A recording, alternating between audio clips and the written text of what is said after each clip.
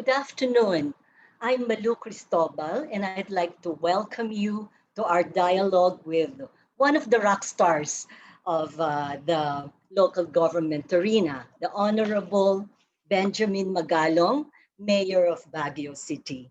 This is actually the third in our local governance series organized by the Good Governance Committee of the Financial Executives Institute of the Philippines in partnership with P&A Grant Thornton. I'd like to make particular mention of the involvement of Rod Franco, Chairman, and Bing Matoto, Liaison Director of the Good Governance Committee, and Marivic Españo, Chair and CEO of P&A Grant Thornton. Thank you, Rod, Bing, and Marivic for making this event possible. Before I go any further, I would like to request you to join me in a brief prayer. Our ever-loving God, Father Almighty, we offer you our souls, sanctify us. We offer you our hearts, purify us. We offer you our minds, inspire us. We offer you our bodies, heal us. We offer you our work, enable us. We offer you our fears and worries, strengthen us. We offer you our government and business leaders, guide them. We offer you our family, friends, and colleagues, bless them. We offer you our sick, our hungry, and our dispossessed, save them. Dear Lord, we came from you. Help us to live with you and end with you. Amen. I would like now to invite you to and ask you to put your right hand over your heart and join in the singing of the national anthem.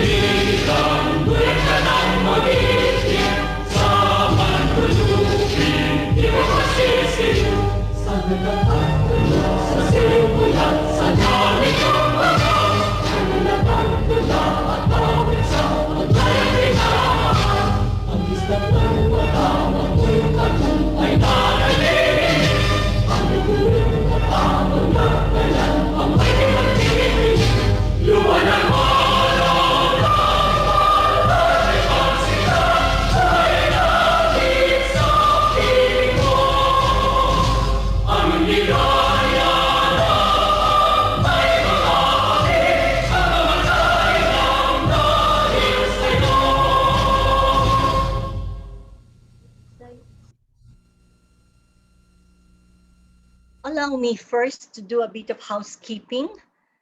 The audience will be muted for the duration of the program, but we do encourage you to actively participate in the Q&A portion, which we are going to have later on. To do so, I'd like to ask you to type in your questions in the chat box below your screen, and we will endeavor to ask the mayor and raise all your questions later on. If we run out of time and some questions will not be addressed by the mayor, we have made arrangements to send these questions to his office, and he has committed to answer them, and we will be forwarding these responses right back to you. Now, to formally open the program, I'd like to call on Attorney Eleanor Roque, Principal, P&A Grant Thornton, Tax Advisory and Compliance. Attorney Leah. Thank you, Malu. Ladies and gentlemen, distinguished guests and FINEX members, a warm virtual welcome to all of you. We live in challenging times. I'm sure most of us have never imagined that we will be spending most of our 2020 sheltered in our homes and barely seeing beyond the four walls of our home offices. The COVID-19 pandemic had definitely pivoted the way we live our lives. No one was spared, but our vulnerable sectors, the poor, the elderly, the sick, were definitely hit the most. As the start of the quarantine, our citizens had no choice but to depend on the government for even the most essential of their needs. Ayuda became one of the most popular words in our lingo. Face masks and PPEs became our fashion statement. Through all of these difficulties, we saw how the national government and local government have risen or fell to the occasion. A few LGUs have stood out with their best practices in good governance, and we are very fortunate to have one of the leaders of those few this afternoon to help us break down and analyze the reasons for his success in managing during the time of COVID. It is with great honor that I open this event today. The Financial Executive Institute of the Philippines, in collaboration with our firm, P&A Grant Thornton, proudly present this part of the local governance series. We would like to sincerely thank our guest speaker, Mayor Magalong, for taking time out of his busy schedule to to be here with us today to enlighten us and stimulate significant discussions on nation building and good governance. Recognizing and promoting local good governance is one of our advocacies at P&A Grant Thornton. As a firm that deals directly with various government agencies, we witness the disparity in good governance among the various LGUs nationwide. My dream is to see good governance success stories replicated in all of the cities and municipalities.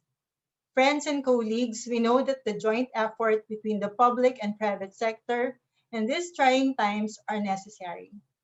We need to collaborate and pool our resources, determine the needs of our fellow Filipinos, set targets, and execute solutions. One way to jumpstart this cooperation is to learn from each other and understand how we in the private sector can step up to the challenge of balancing health and economics. I am eagerly anticipating the active conversations and unique learnings that we will surely gain today. Let us all be soldiers in fighting this pandemic. Let us all be beacons for progress of our cities and municipalities. Let us all be agents in unlocking our country's potential for growth. Good afternoon. Thank you, Attorney Leah, for the very uplifting tone that you have set for this afternoon's session. I'd like to call now on another lawyer, Attorney Nestor Tolentino, a member of the Good Governance Committee of FINEX, to do the honors of introducing our esteemed speaker. Attorney Nestor?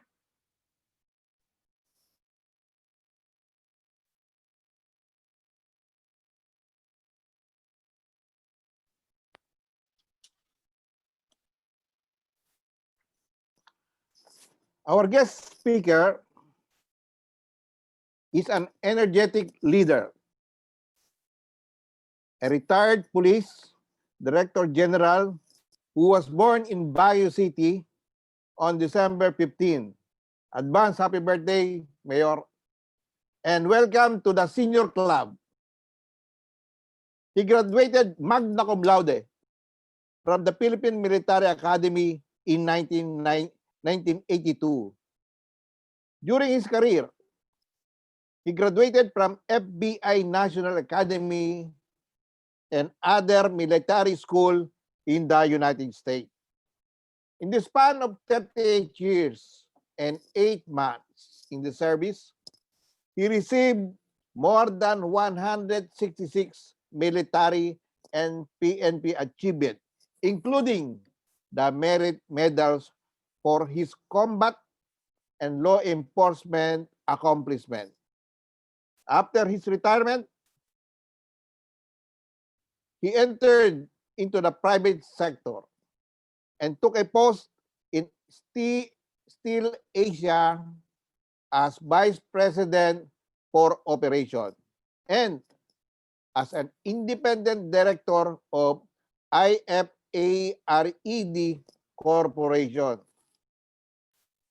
In 2017, he was awarded as an outstanding citizen of Baguio.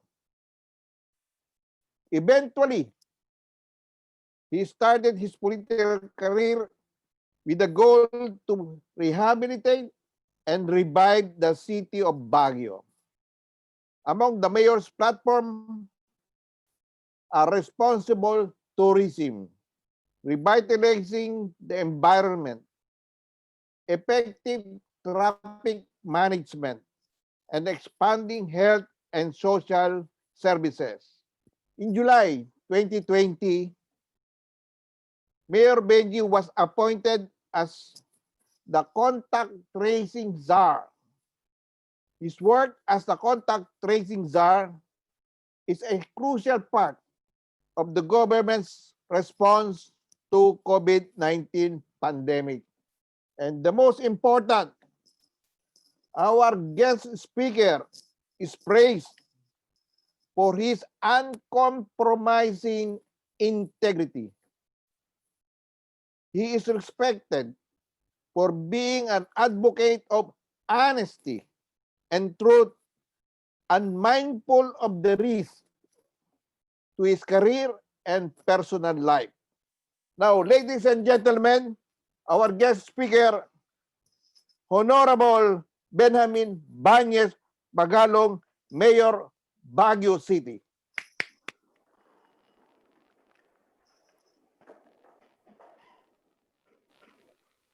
Good afternoon, Sir Nestor. Maraming salamat po for the very kind introduction. To our distinguished panelists and to our attendees, thank you for inviting me to your effective governance in the time of the pandemic activity. We are most willing to share Baguio's experience and best practices to FINEX members, as this is an opportunity for us to learn from each other and improve together. This presentation provides a snapshot of how urban areas like Baguio City provide a challenging environment, especially in times of disasters and impending threats, and how we manage and overcome these challenges.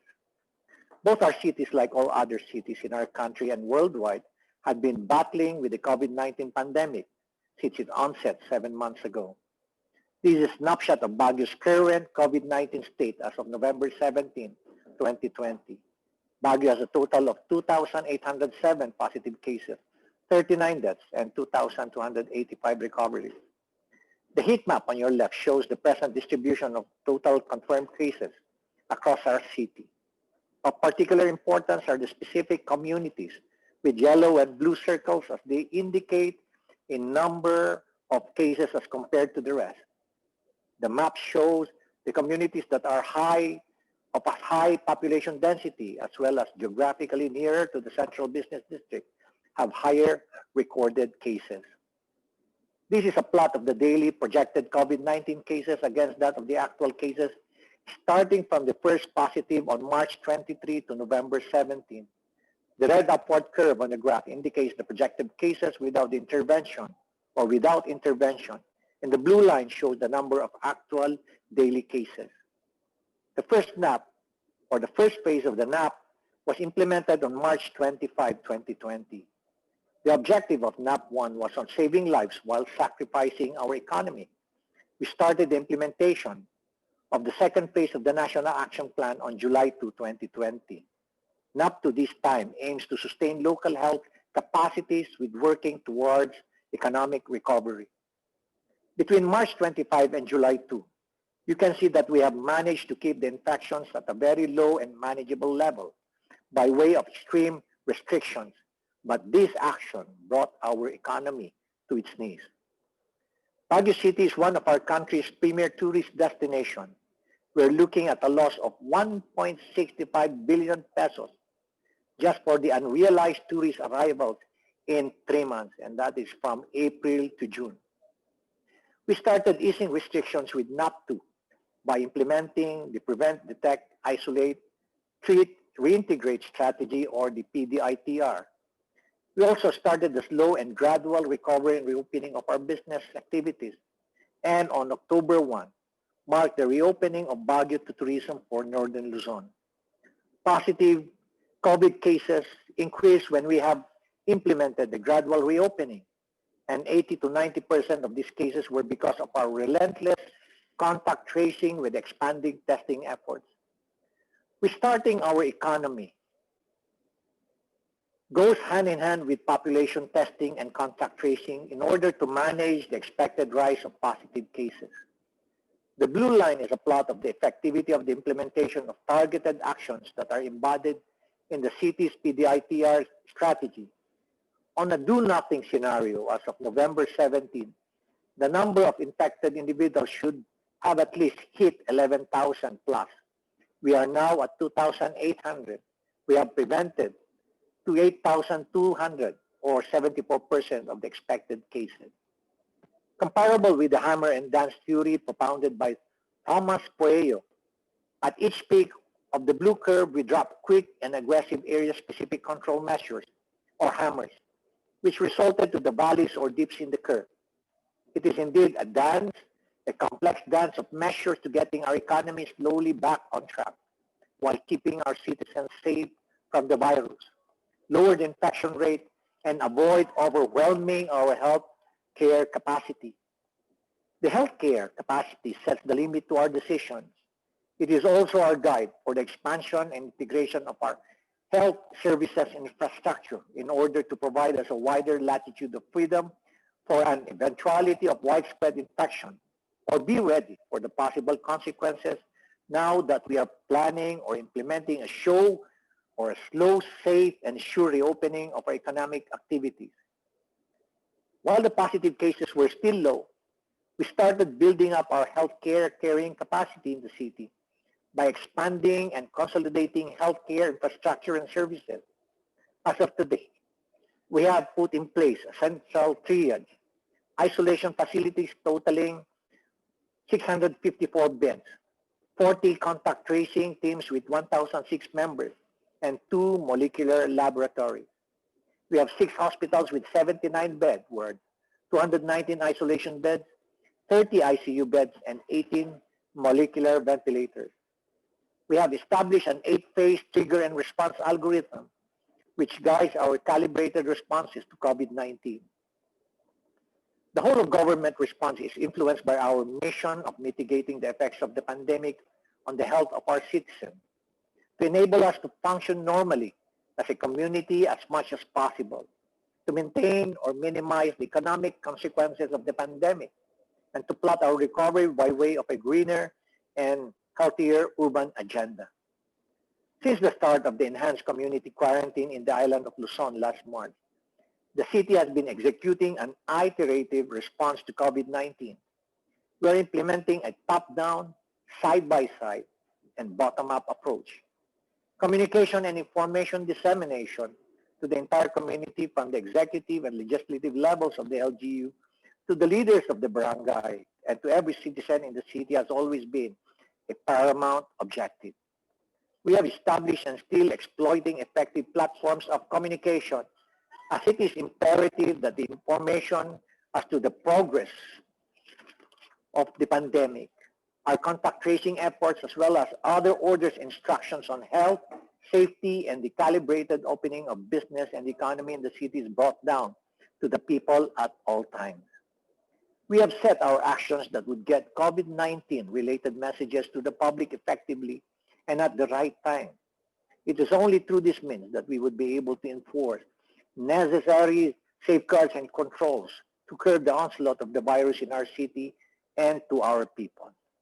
A risk communication plan has been prepared where production or reproduction of information is distributed to recognized networks and distribution platforms. The engagement of the target audience is a paramount step in the plan.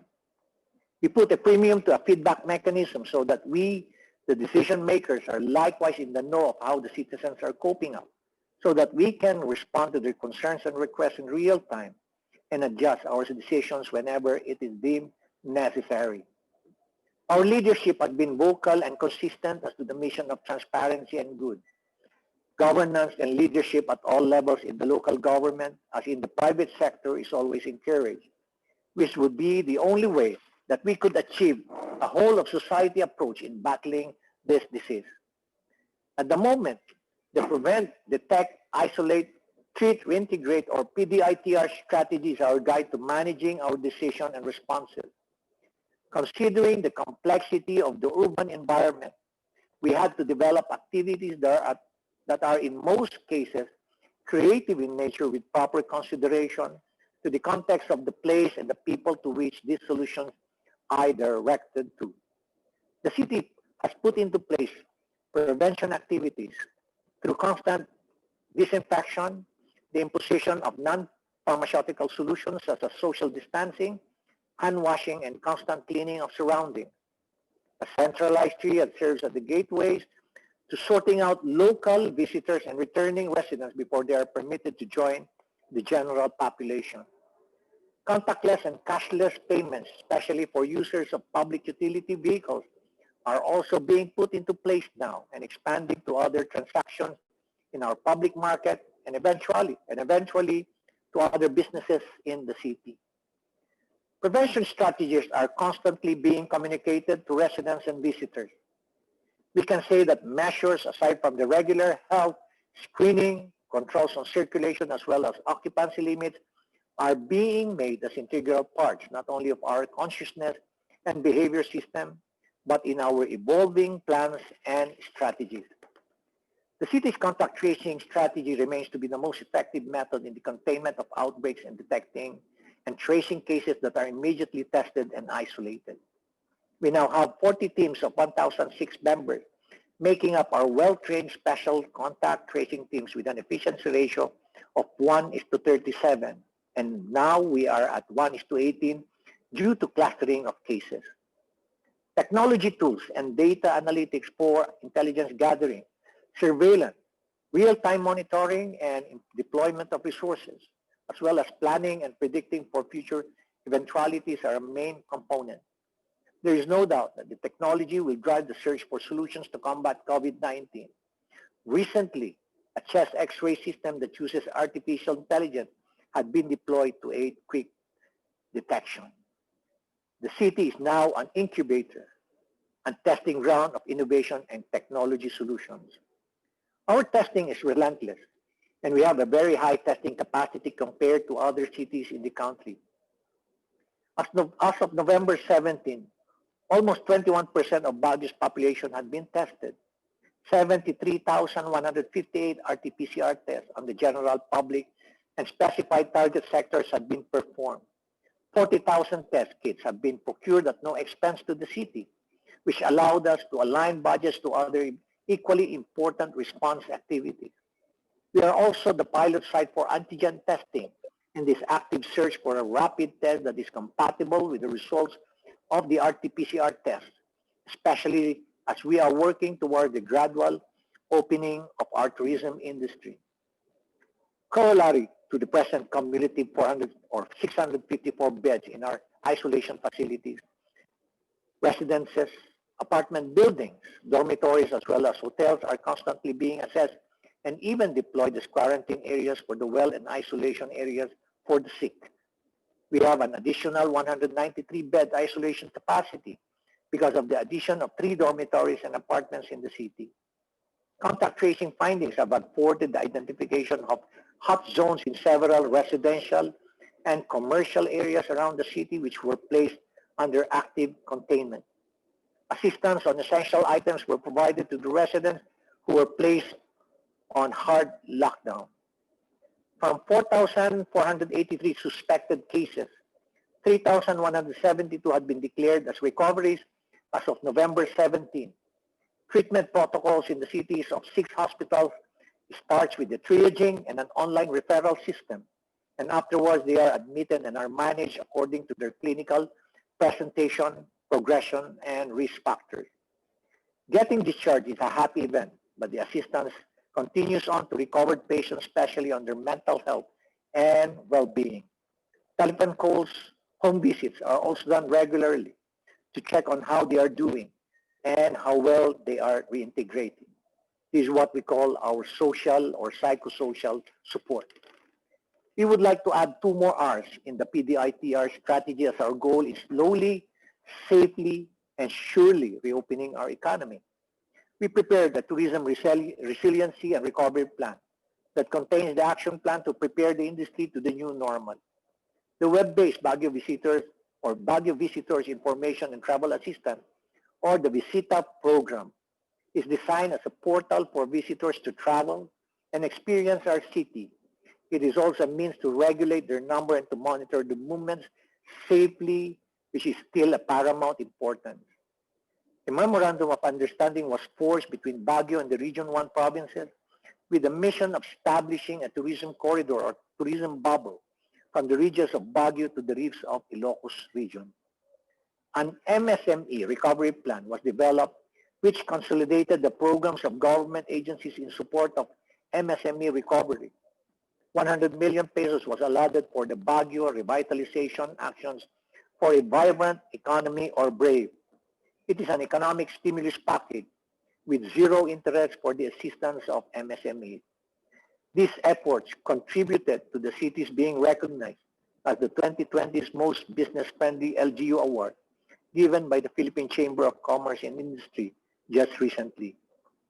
The second additional R is the road we are taking to smart cityhood.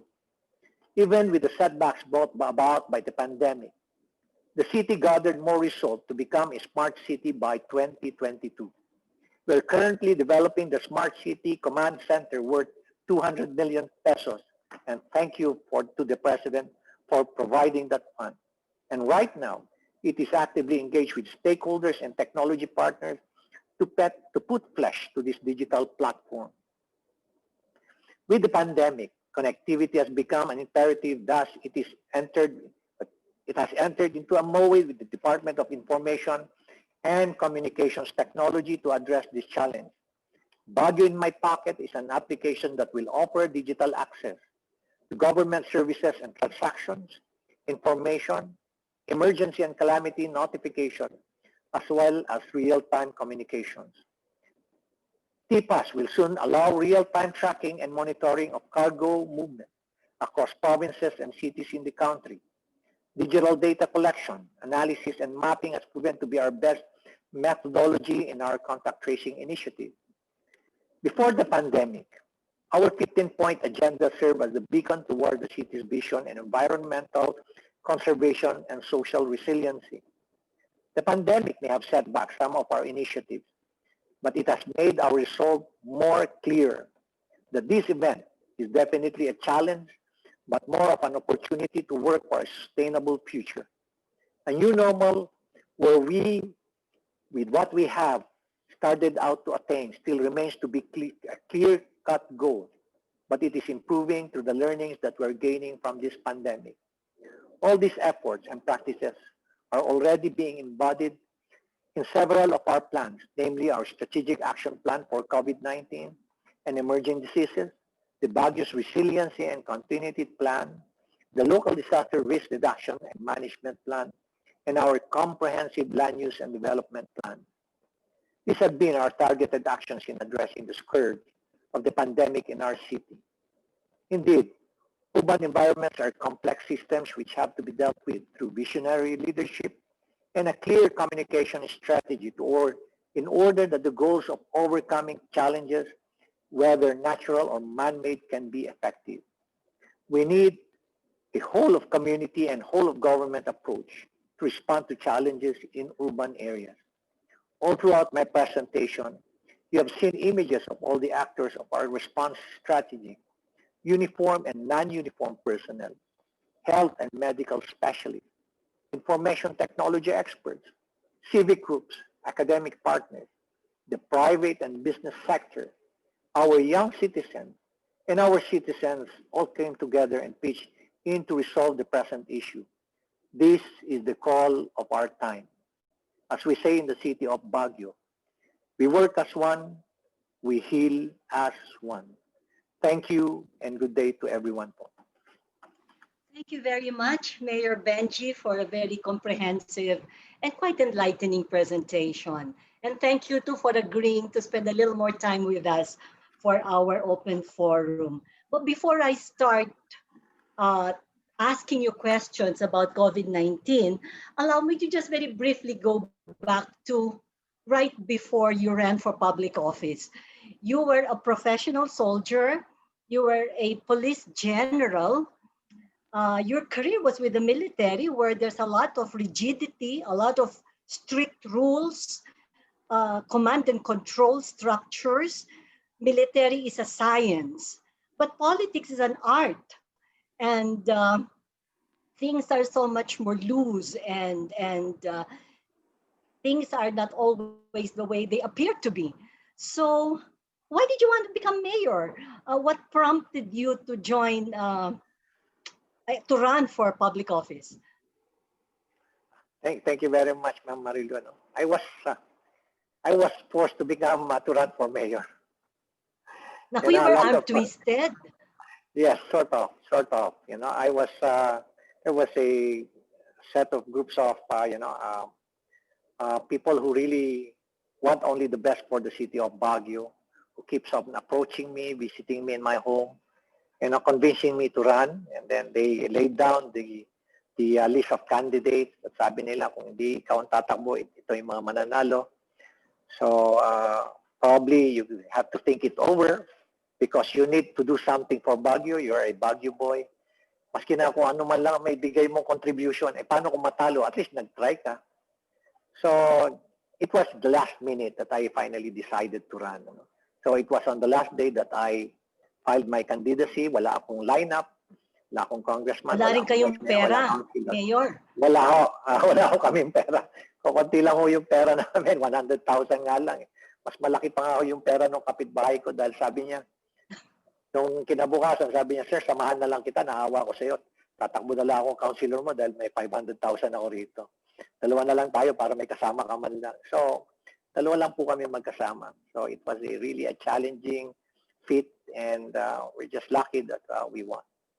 So you're a year and a half into your 3-year term as a first-termer mayor, no? Yeah. Which do you find more difficult, being a general or being a mayor? Being a mayor is far more difficult. No? Kasi being someone in a very structured organization, mas madaling utusan yung mga tao. And one more thing is, you only deal with officers and, select NCOs. And most of the time, there's a structured set of plans that all you have to do is implement it and execute it. Unlike dito sa pagiging mayor, ang daming pawido-wido rito. Anything, you can do anything as long as it works. Parang ganun dito. Pero, as I've said, the challenge here is you have two choices. To be a good mayor or to be a bad mayor. You will enjoy being a bad mayor, believe me. You can easily enrich yourself in, during, nung nagkwentahan nga kami I was talking to a group of contractors and sinasabi nga nila, sir, you missed this opportunity to raise around 100 million in just 1 year and 5 months. Mm-hmm. You can easily raise that if you opt to become a bad mayor or pretend to be a good mayor. But I chose to become a good mayor. Implementing good governance. Wala po ritong under the table arrangement. Wala pong SOP dito. Bawal po yan, Our goal is to become very strategic. I have to, develop leaders around me. I don't like to be surrounded by mediocres dito. So I make sure that I develop the leadership potential of all the people around me. And one more thing is, I just rely on my salary, which is about 180,000 pesos a month. Ang take-home pay ko po rito is 126,000. Kulang pa ho yan. Kaya mabuti na lang po. I came from Still Asia. Kasi ginagawa pa kayong ninong sa kasal, ninong sa binyag. Yeah, ganun ho yan. So Mayor, will you be running for re-election in 2022? I have no money. Mayor, are you going to be running for re-election? I have to be very straightforward, Ma'am Marilo. I have no money to run for the next election. I won't be using the money that I earn from my... It's a signal for those who want good governance to start supporting good mayors. Okay, now let us go now into the hot topic, for the afternoon. But let me start with your responsibilities as contact tracing czar before we go to your accomplishments and the challenges that you face in handling COVID-19 and its aftermath in Baguio. When you were appointed contact tracing TAR in middle of July, Mayor Benji, there were less than 70,000 COVID cases. We have Yeah. now exceeded 400,000 Yeah. COVID cases. Now, how do you look at these numbers? What do they say in terms of how effective the contact tracing campaign has been? Okay. To be honest with you, I look at the 70,000 as just an artificial figure. Because if we go back uh, to the month of July, what we're seeing is a contact tracing ratio of about 1:3, 1:2. There's no contact tracing with 1:3, 1:2, 1:4, or 1:5. You know, if I remember before I was designated as contact tracing lead. By the way, I don't use the word SAR. I just use the word lead. You know. Masyadong grande yung Yeah, SAR. yeah. Oh, yes, yes. I just when I visited Cebu on the invitation of one officer, kasi nga ang taas nga ng cases nila doon, I learned that their contact tracing ratio was just 1:5. So there was no effort on contact tracing because all I have to do is 1:5 is just tell them, okay, quarantine the family, and that's it. Tapos na ho yan because ang average household po dito sa Pilipinas is just 4 household members or 5 household members per members per household or per family. So ganun na po talaga yung ganun lang talaga kasimple ang contact tracing noon. There was no there was no effort to determine how many close contacts were identified for the past 14 days because usually you have to backtrack for 14 days. There was also no effort to identify avenues and settings, which is the most proactive part of contact tracing. You have to identify events, activities, and places where transmissions are occurring. There were no we simply rely on the DOH manual contact tracing. And you should understand that contact tracing is very similar to investigation. Look at the dynamics of that, you know. Yung contact tracing, yung COVID-19 na infection, transmission, parang isang serial offender yan na unwittingly marami siyang binibiktima. Same din sa isang serial crime. Pero dito naman, wittingly, intentional na serial rapist, gano'n yan. But in this field of investigation, determining kung sino yung mga index cases, sino yung mga taong nakokontakt, basically, pareho sa isang investigation. So from a perspective of someone who came from the Philippine National Police and who specialized on investigation, that's precisely what I did, Bring in the tools on investigation, tools of investigation to enhance further our contact tracing. We did not deviate from the Department of Health contact tracing basic manual, never. But what we did was to retool it. We just retooled it and placed some enhancement tools. Okay, Mayor, based on the records, and this is what I read in the papers a couple of days ago, and correct me if the report is wrong, we have about 257,000 contact tracers, which is almost double what the World Health Organization has set as a standard, which is 1 for every 800. So if you look at a population of 108 million, that should translate to about 135,000 contact tracers. So we have more than what we are supposed to need as a baseline. But clearly we do have a problem because COVID cases continue to increase. Now, some people have posited that there are threefold problems that we are facing. One is, and I think this was also reported by you, that we're only doing 7 to 9 close contacts per patient on average, compared to the standard that you set, which is about 35 to 37 per patient in the urban areas and about 25 to 30 in the rural areas. That's one. Second is there seems to be a fairly long lag time for contact tracing to be done once a patient is, or a suspect is deemed to be COVID positive.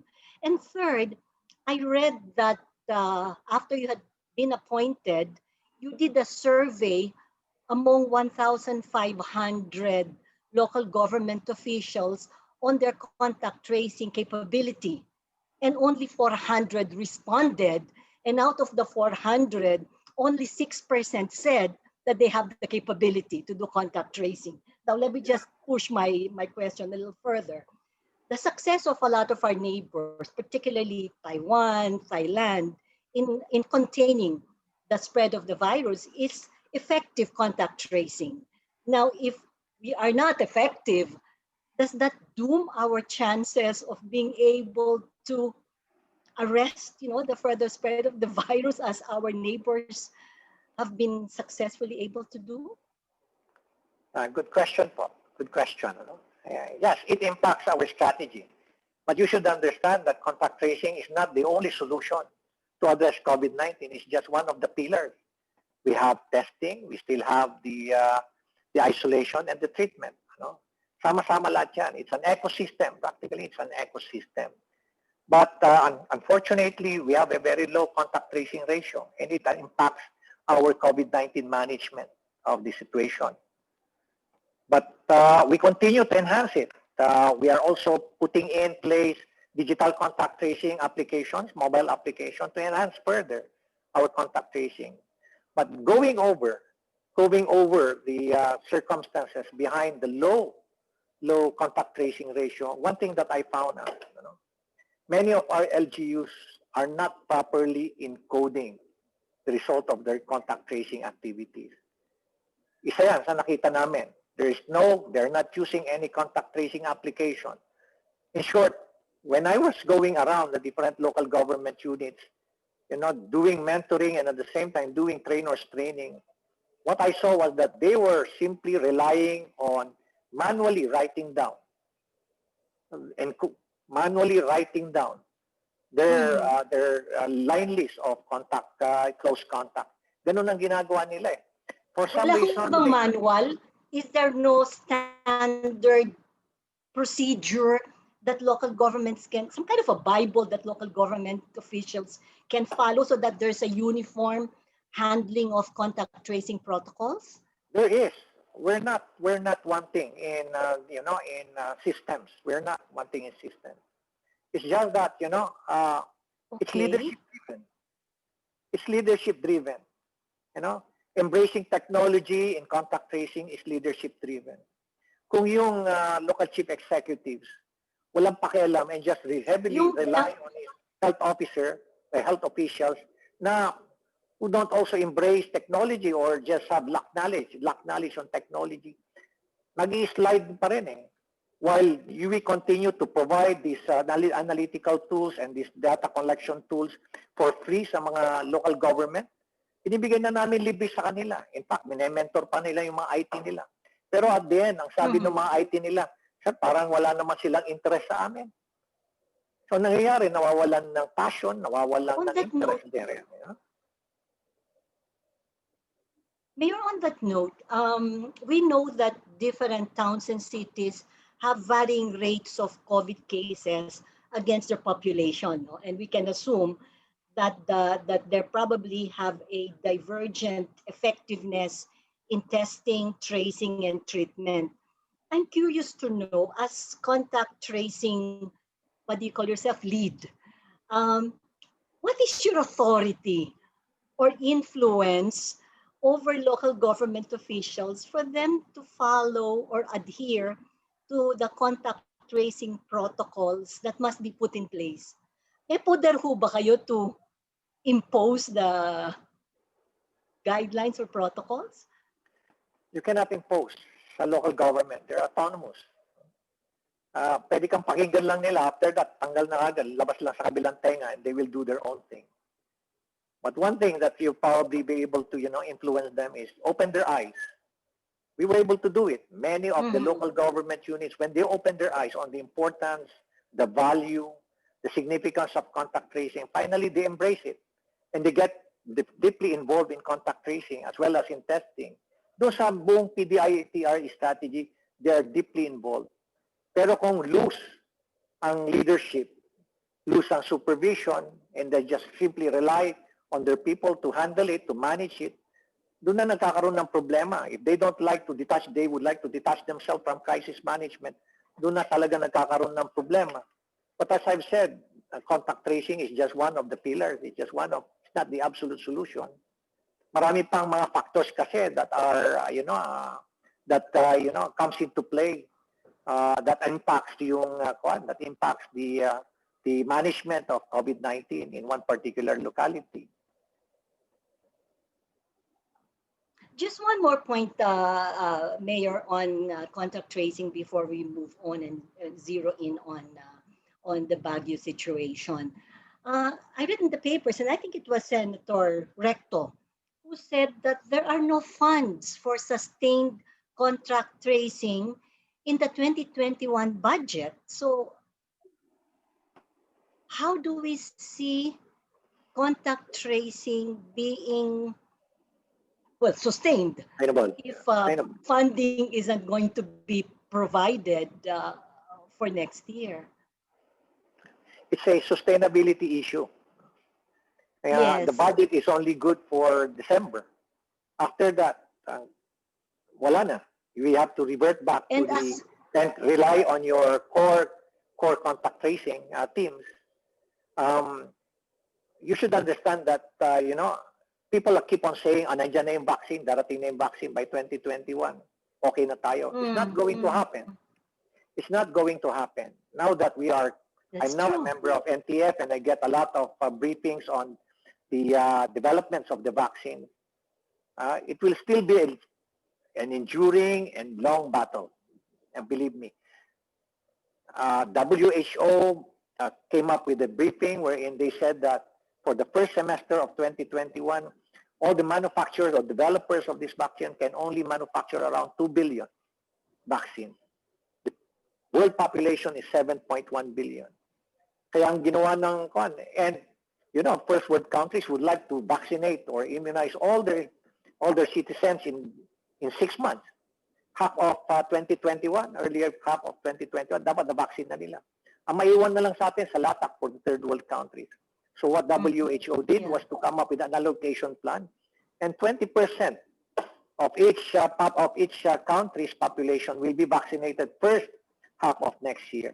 Towards the end of next year, toward the end of 2021, doon pa lang darating yung mga 30%, siguro 40%.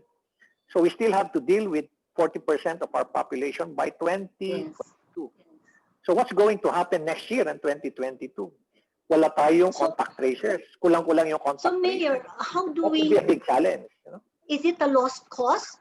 Is it a lost cause that really we cannot anymore expect any funding for contact tracing for 2021? Or is there something that can still be done for the budget to still incorporate a reasonable amount to sustain contact tracing? Hindi naman. DILG is closely in touch with, members of the Senate para magkaroon talaga, mag-allocate ng fund for contact tracing to be able to sustain it. Yes. Kaya, lumalabas na 2.5 months lang natin ginamit itong 50,000. Kumbaga, umiinit pa lang sila, nahinto na yung trabaho nila. They're still gaining experience, getting themselves exposed on how to do contact tracing, patas kagad, wala pang expertise doon eh. Kung pa lang, learning curve pa lang, nasa learning curve pa lang. And now is not the time to put an end to it. In fact, there should in fact be more sustained and better funded program or campaign to push it forward. Okay. Mayor, let me just zero in on Baguio now, because you've been in the news the past so many days because of the Octa research, which included Baguio among 9, how do you call them, high-risk LGUs based on high cases per day, high positivity rate, they call it attack rate or high occupancy rate. On top of that, they named Baguio together, I think, with Davao City as a hotspot of serious concern because of the recent surge in cases. Do you agree with the tagging of Baguio as such? And can you explain what you're doing about it? I won't argue with that because it's based on data. No? I won't argue with Yes, that. It's based on okay. data. It's science based. No? It's science based.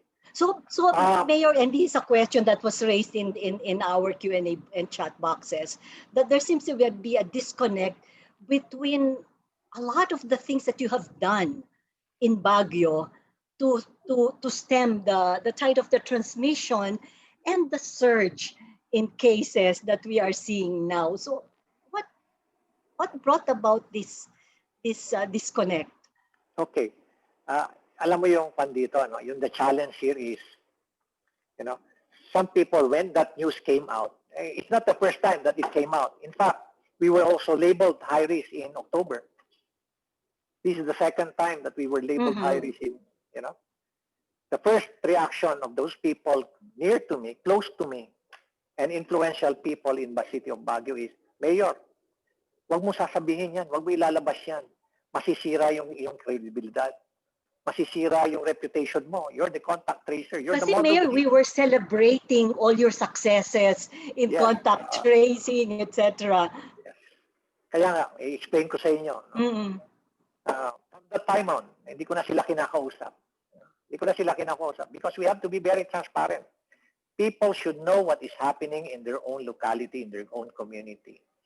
Don't you know that every day we send out news to the city, to the people of Baguio, telling them the number of cases, where it is happening. Ganun kami ka-transparent dito.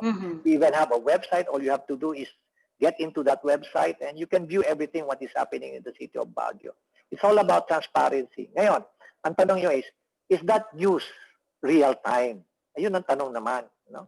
The Octa research was based on DOH data that was derived 2 to 3 weeks ago. We were still, during that time, we were still reeling from 2 outbreaks. You know, any locality will always experience an outbreak. Any locality will always experience an outbreak, especially if there is a free movement of people in his locality. What I mean is, look at Baguio. Baguio is surrounded by Benguet. You know? Baguio has a total test capacity of 73,000 as of this date. 73,000 as of this date. Yung nakapaligid na municipality, ang test capacity pa lang nila is La Trinidad, nasa 16,000. Ang Itogon, nasa 5,000. Ang Tuba, nasa 4,000. Ang Sablan, nasa 1,300. Tingnan nyo yung discrepancy, ang laki. Tingnan nyo naman yung positivity rate. We did several tests, no? Consistent a caravan test, 3-day caravan test for 2 weeks, late October and early November. It turned out the positivity rate ng Itugon is 10.9%. Ang Tuba was 4.9%.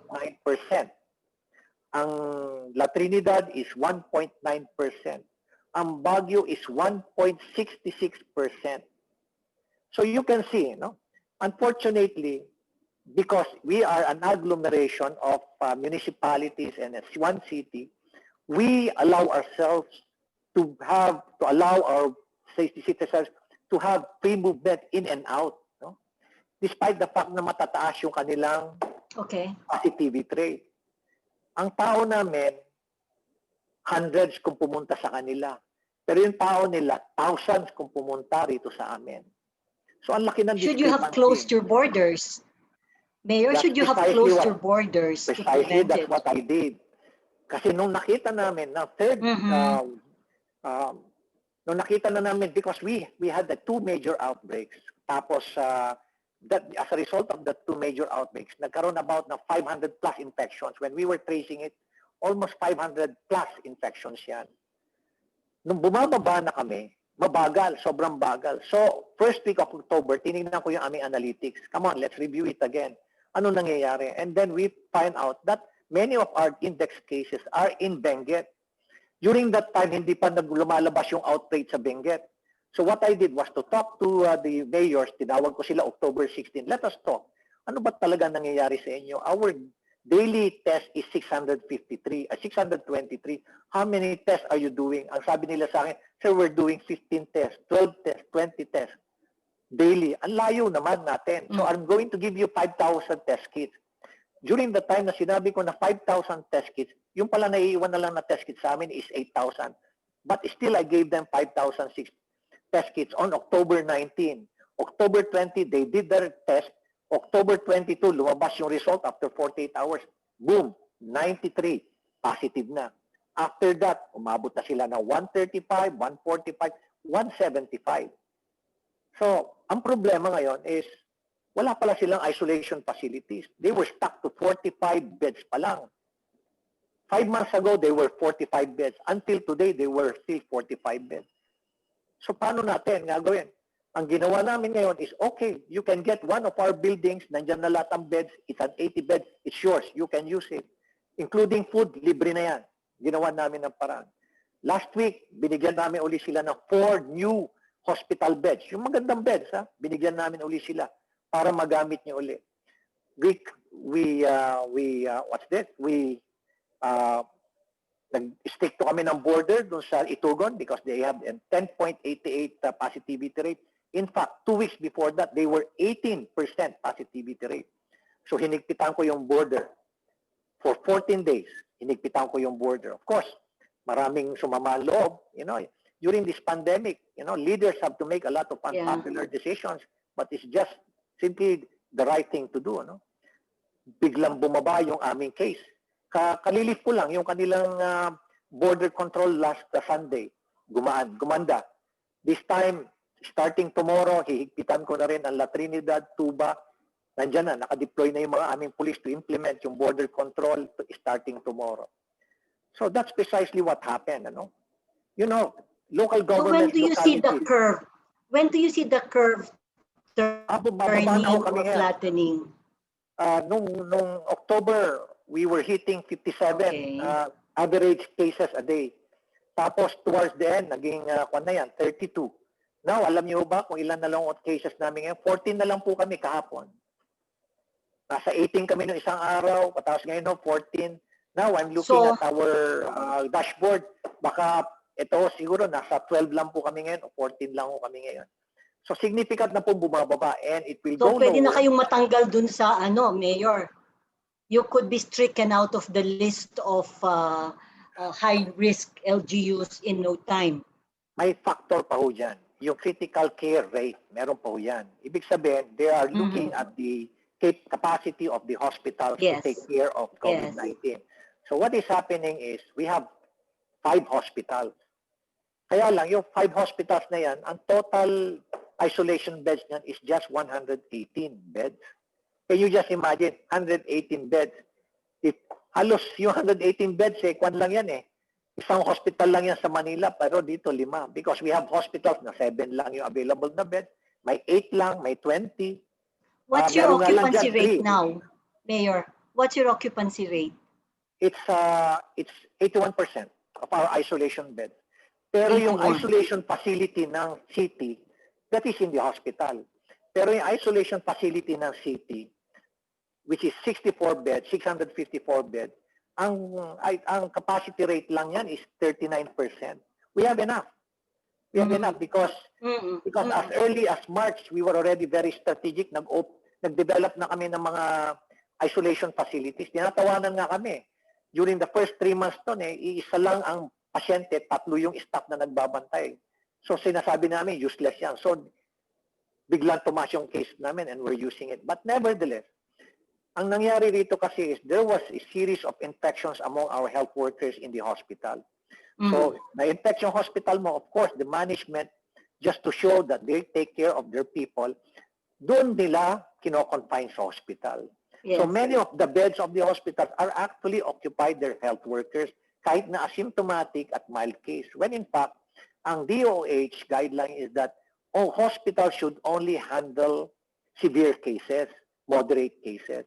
Pero siyempre, papakita mo, you cannot blame them. Tao nila yan So, ang solution namin dyan is, yung isang facility namin, we transform it into a step-down facility para pag nagre-recover na yung mga health workers, doon na lang dadalhin to free up some of the beds sa hospitals. And we're doing it now.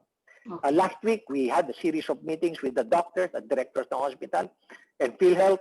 Yun na ho ngayon, na ginagawa na ho namin ngayon. So, we are now in a better position than in October or first week of November. Okay, Mayor, my chat box is filling up. I need to take a look at questions that have not been addressed yet. Okay. Okay, well, the question on the disconnect between the media reports and the actual situation, you've explained it. There's a number of questions along that line, so we will not ask them anymore. Here's another one from Ignacio Hasmin. Honorable Mayor, there is an uproar ongoing, especially residents of La Trinidad, Benguet, because of your advisory on temporary travel restrictions. What is the rationale why this advisory was issued? I think you've answered this, but the question is, please explain it to the people of Baguio and Benguet, and are you going to amend this advisory?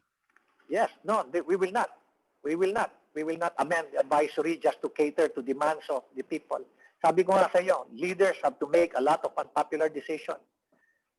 We were able to do it in Itogon. Unpopular decisions. We were appreciated by the mayor and the people of Itogon. Bumaba yung case nila, bumaba yung case namin. Tinulungan namin sila. We continue to help them.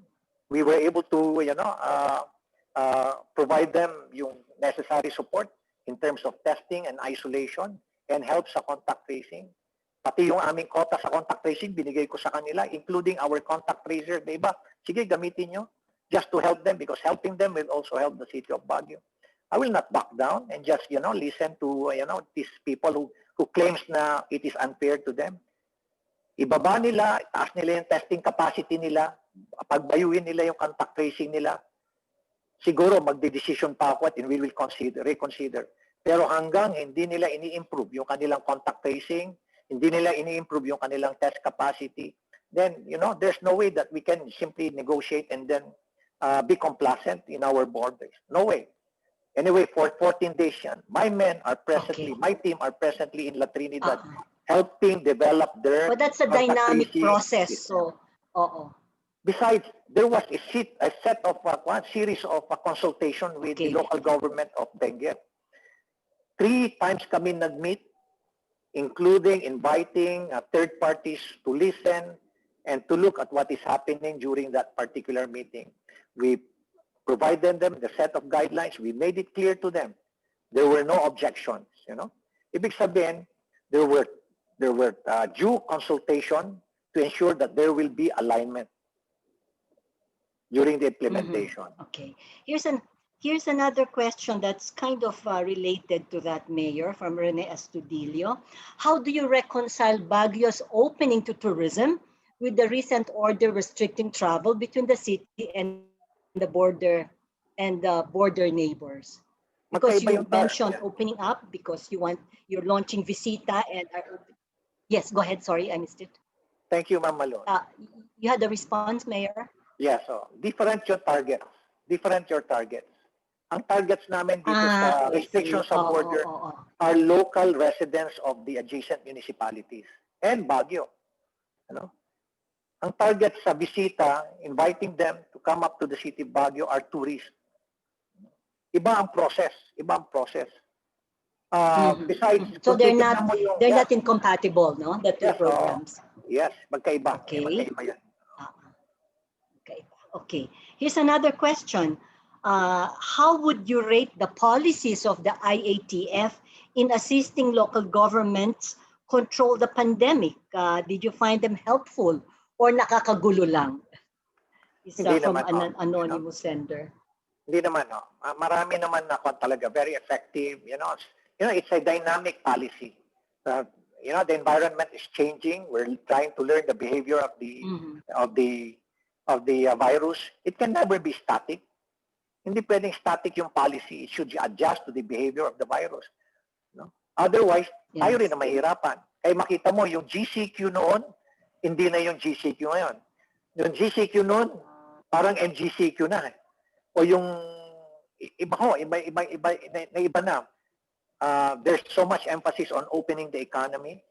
Siguro ang isa lang na nakikita ko na isang nakakalito na medyo disconnect is yung policy ng DOH that inaalaw na yung 10-day isolation na pwede nang i-release yung isang patient, especially kung symptomatic, pwede nang i-release. Kaya lang ang PhilHealth naman, dinedemand pa rin niya yung 14-day.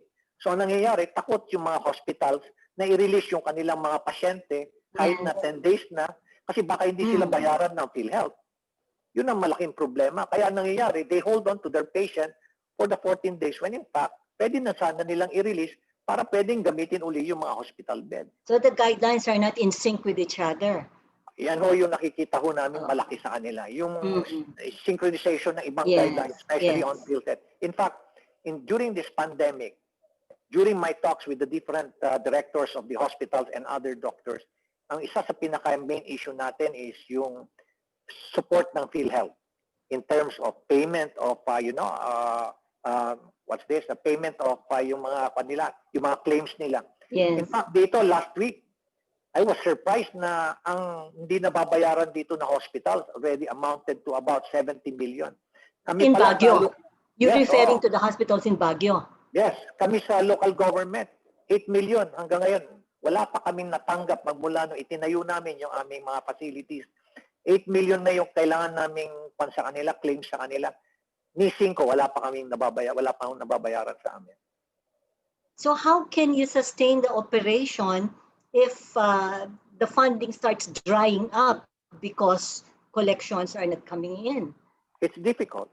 It's difficult. That's the reason why you have to innovate. You have to be creative about it. Katulad yan, DOH is requiring the hospitals to allot 20% increase the COVID-19 capacity beds to 20% or 25% of their total beds. Ang sabi ng hospital, okay lang sa amin, kaya namin.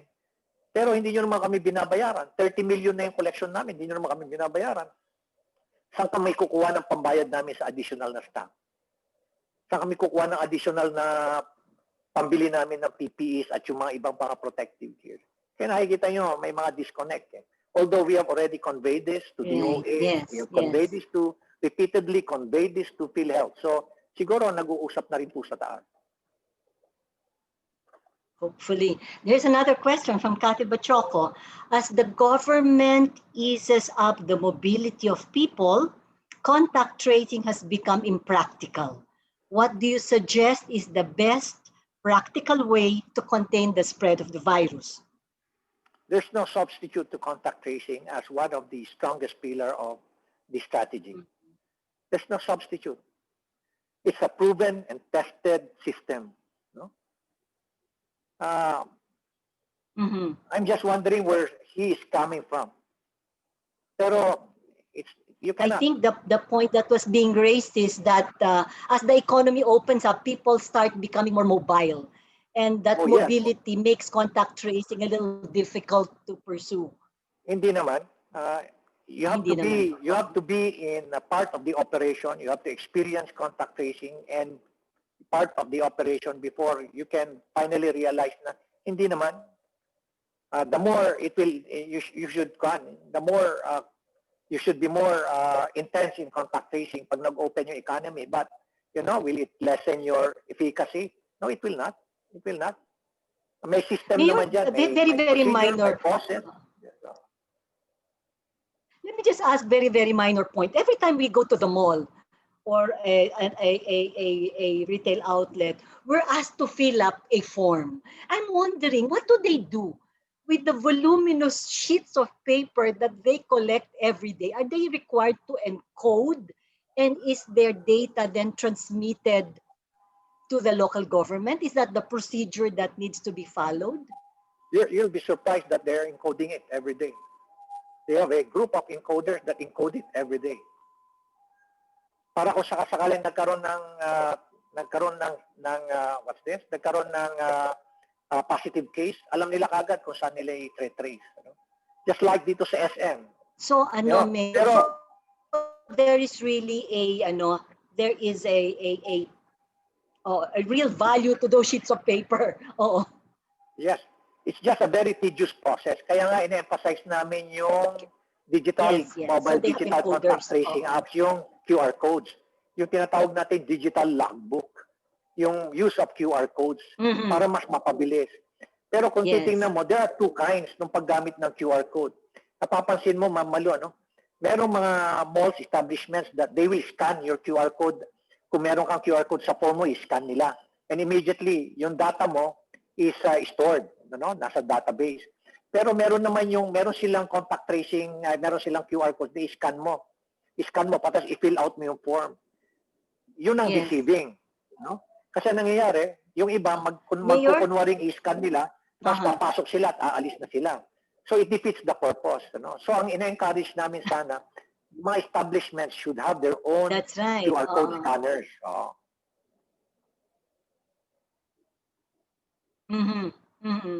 Okay. Mayor, let me just raise this other question from Rolando Fernandez. Because we're talking about information, and the question here is, do you believe in that timely information is very relevant to the emergency response? Should actual data be screened in the name of public safety and security? Reports have it that local transmission in Baguio is on the rise, yet it seems that it is on its way down and it's very manageable. Speed is the key. Speed is the key. And accuracy of information is also the key. And they both go together. Parang kundi yan eh. Parang if you remember when we were starting to learn computers, meron sinasabi sa atin na garbage in, garbage out.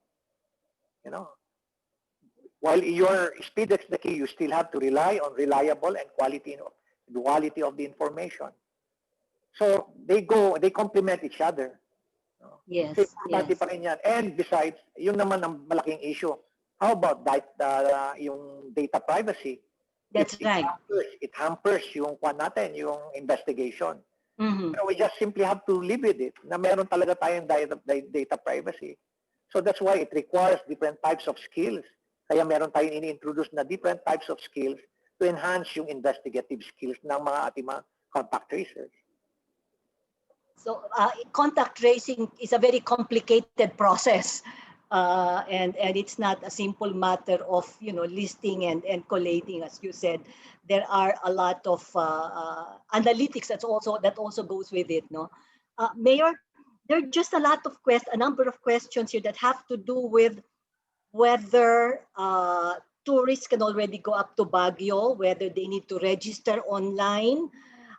Whether there will be checkpoints that will be encountered on the way up to Baguio, etc. So how easy is it to go up to Baguio, and what are there any procedures that need to be followed, or is it a simple matter of driving up? I wish po yung last words niyo sana. Oo nga. But that's not going to happen. Can you guide us? Kasi mukhang marami sa members namin, Mayor, are thinking of going up to Baguio, and they want to be guided on what they need to do to be able to do their trip with the least amount of, I guess, inconvenience as possible. Thank you, Ma'am Malu. At least this time, after hearing me out, you start to be confident that you will be safe when you are in Baguio. Kasi ang nangyari ho dito, dahil doon sa high risk na label ho namin, marami hong nag-pull out and nag-cancel na kanilang reservation. So nakakalungkot, nakakalungkot. But nevertheless, a lot of people are saying na parang napakahirap, parang napaka-complicated umakyat ng Baguio. These are the people who did never experience going up to Baguio during this pandemic. Pero yung mga nakaakyat ho dito, ang sabi ho nila, napakadali lang pala. You just have to follow the process. So what is the process?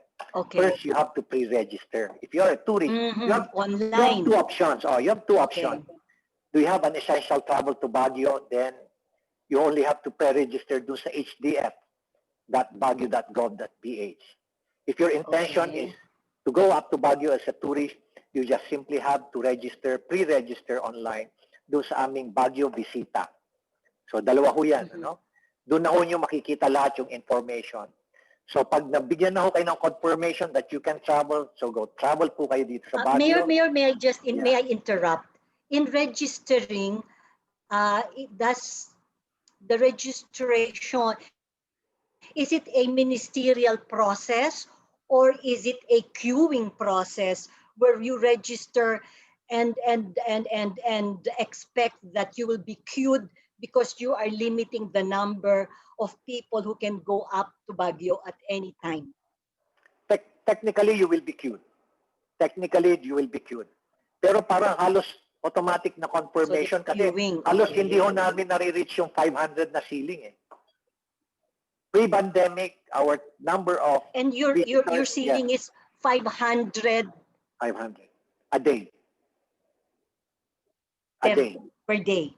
Yes, so Okay. pre-pandemic, the number of tourists during weekdays So is they around register 3,000 to 4,000.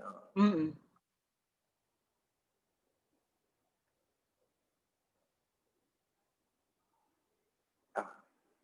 So all they have to do is register, patas makakatanggap sila ng confirmation, they will receive their QR codes, then they're ready to move out and go up to Baguio. Pagdating nyo ho rito, you will be checked sa checkpoint, the policeman will scan your QR codes. After that, pahihintayin lang ho kayo dyan kasi you will, around 10 cars po yung buuin nila, or 5 to 10 cars depending on the time of the day or night. After that, you will be escorted to our triage. We have 3 triage. Meron ho kaming exclusive OFW, meron kaming triage sa Janhay, and meron ho kaming triage sa Baguio Convention Center. We have very, very nice, I'm proud to say, we have very, very nice triage centers, very clean, very orderly triage centers. After that, you will be required to undergo testing, swab test. You can have your test at your place of origin. Basta 72 hours prior to your arrival, meron ho kayong swab test, RT-PCR or antigen test. But if you opt to have it in Baguio upon arrival, you can go for RT-PCR or antigen test. RT-PCR will probably cost around 4,000 to 4,500 pesos, but you can get the results in 4 to 6 hours. In antigen test, it's 1,300. It's less reliable than our RT-PCR test, but you can get the result in 15 minutes. So, napaka-convenient po, napaka-comfortable. It's even a very nice experience to go through our triage kasi marami po kayong mapakikita doon, hindi po kayo mababagot.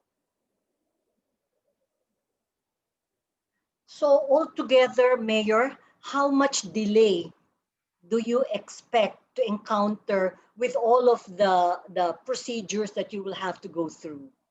15 minutes po eh. Ang sinasabi sa akin ng mga tao doon, mga 15 minutes lang eh. Tapos na ho sila eh. Sa triage. No, from the QR pa lang sa police. Malayo kasi yung checkpoint eh. Okay. Yung QR, tapos probably just have to wait for about 5 minutes, 10 minutes. After that, escortan na ho kayo ng police. Papunta na ho sa triage center. It will take them about, siguro mga 7 to 10 minutes. Triage. Sa triage naman, another 15 minutes. Sandali lang ho, very, very And while waiting for the result of the test, you will be escorted to an isolation center? Hindi na ho, nandun lang ho kayo sa lugar. Doon na rin. Marami naman upuan doon. May shade naman doon, may mga malalaking tents doon. Assuming na nag-positive ho kayo, you will be brought to an isolation facility. This is just a few steps from the triage. Magaganda ho yung mga panho namin doon, yung mga isolation facility namin doon. Napakaganda, napaka-convenient din. It has its own. These are modular na parang vans na malinis at maganda ho. Mayor, we're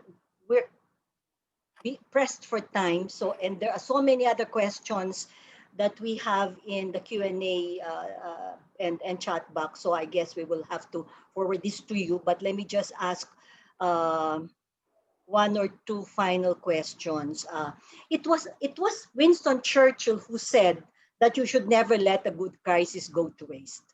Okay, and tragic as the pandemic is, it provides chances for us to reflect, reimagine, and reset.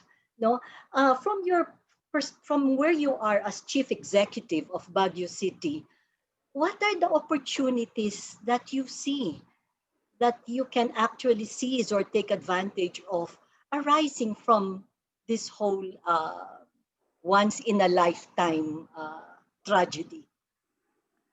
Alam niyo, ang dami yung opportunities dito. We saw a lot of silver linings.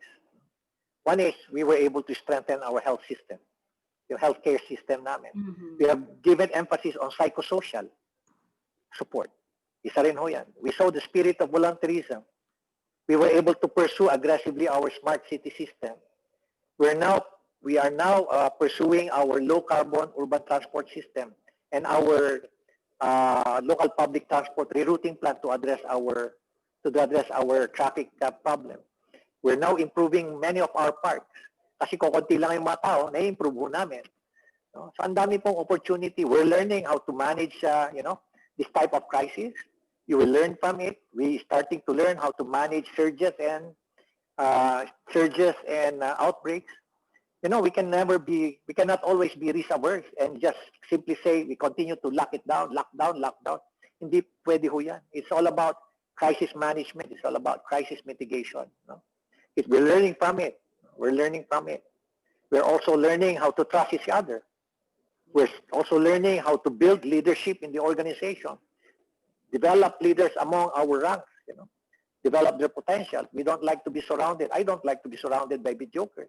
I like to be surrounded by leaders. So ang dami po naming silver linings dito at opportunities. And we want, it will not be wasted. It will never be wasted. Yes, this crisis will never be wasted. Very well said, Mayor. Mayor, one final word from you before I call on Sunny to recap. Anything else you want to convey to us? Wala na po siguro, Ma'am Malu, kasi ang dami ko na pong nabanggit kanina. Maraming salamat po. Ay, marami pong salamat. Let me call on Sunny Coloma, who I understand is a good friend of yours you hadn't seen in a long time. So Sunny, please recap everything that has been said, and if you want to give your reaction, please feel free to do so. Sunny, you have the floor.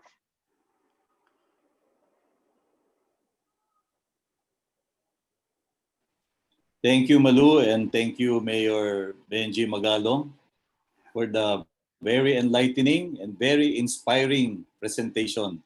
Thank you, sir. Tamang-tama po yung title ninyo, Best Practices. You really showed us the best practices in crisis and how to manage a major public health concern. Thank you, sir. Thank you po. I have prepared a slide presentation to focus on the important points that you have laid out, and I'm requesting our program associate, Ann Estrella, to assist me. Ann, are we ready with the share screen? Yes, sir. It's on share screen na po. Okay. So by sharing the best practices that have been adopted by Baguio City, Mayor Magalong has also shared with us a lesson in exemplary leadership and good governance. As I had the opportunity to do an advanced review of his presentation, I became convinced that this could very well be a master class in demonstrating Stephen Covey's 7 Habits of Highly Effective People. This bestseller. Our topic for this forum is exemplary governance in the time of pandemic, and I think every one of us would agree that Mayor Magalong has just given us a master class in demonstrating the 7 habits of highly effective people. Habit number 1, be proactive.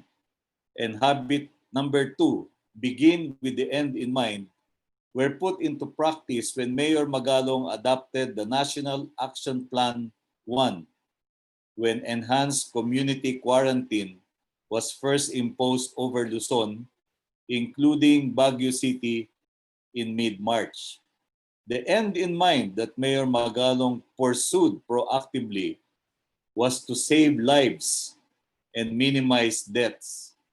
Compared to a do-nothing scenario, Baguio City prevented 74% of the total infections that could have materialized. Extreme lockdown and restrictions of mobility. Immediate attention was given to assure the carrying capacity of Baguio's public health system, and they built adequate isolation facilities to augment the existing hospital capacity. Habit number 3, put first things first. Baguio City adopted the 8-point trigger and response algorithm that clearly established the priorities in terms of action steps. Number 1, plan. Number 2, prevent. Number 3, suppress. Number 4, contain. Number 5, subdue. Number 6, mitigate. Number 7, manage. Number 8, eliminate. We will recall that in the PowerPoint presentation of Mayor Magalong, these 8 steps in the algorithm was superimposed on the curve. And as they containing and subduing, they were able to effectively flatten the curve, which shows the efficacy of their action plan. Habit number 4. Habit number 4, think win-win. They adopted National Action Plan 2 from July to the present, which is the PTIDR strategy to contain COVID-19 and revive the economy. Taking from the concept of hammer and dance, it was not either or, take it or leave it, but do both, meaning enforce strict and health and safety protocols while gradually and systematically reopening the economy. And this was done essentially by testing and contact tracing to keep infections as low as possible so that people could resume businesses and return to work. Habit number 5, seek first to understand. Baguio City, led by Mayor Magalong, adopted complementary approaches, top-down, bottom-up, side-by-side, involving active communication and information dissemination and active stakeholder engagement through consultation and feedback. All of these were done in total transparency. Habit number 6, synergize. Baguio City adopted a whole of society and a whole of government approach, and they actively engage multiple stakeholders, especially in the aspect of reopening the economy. They have launched the Ridges to Reefs Domestic Tourism Revival, an MSME recovery plan, and in the process, Baguio City has been awarded a business-friendly LGU recognition. Finally, habit not contented with all of these accomplishments, Baguio City is forging ahead to becoming a smart city by 2022.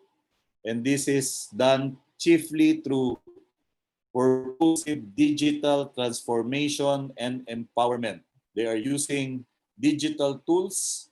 They are tying up with the Department of Information and Communications Technology. They have developed applications like Baguio in my pocket.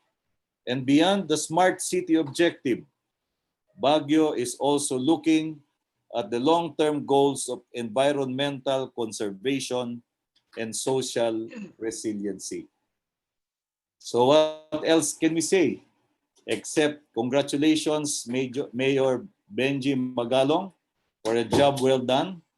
You are an excellent role model in effective governance.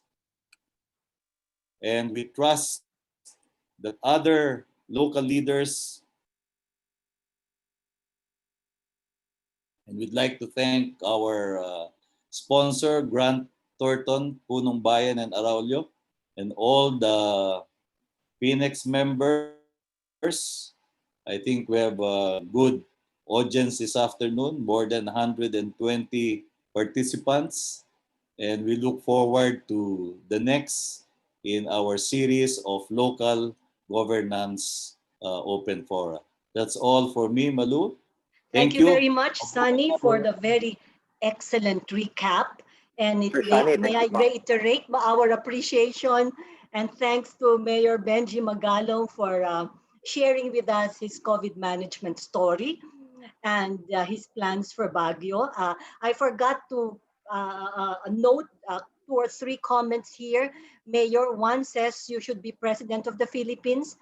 The other one or two others said you should be senator first and maybe become president after. But thank you for being with us and for sharing with us such an excellent story. And let me thank our attendees for joining us this afternoon. We trust that they were able to get excellent take-home value, and we hope to see you again in our next events. Thank you very much, Mayor. Thank you, Sunny. Thank you, everybody. Stay safe and well. Good afternoon Thank to you. all. Thank you po, Ma'am Malu. Sir Sunny, thank you po. Maraming salamat. Nice to see you again And po. everybody who wants to go up to Baguio, please go to Baguio. The mayor will be welcoming you with open arms. Okay, bye, everybody.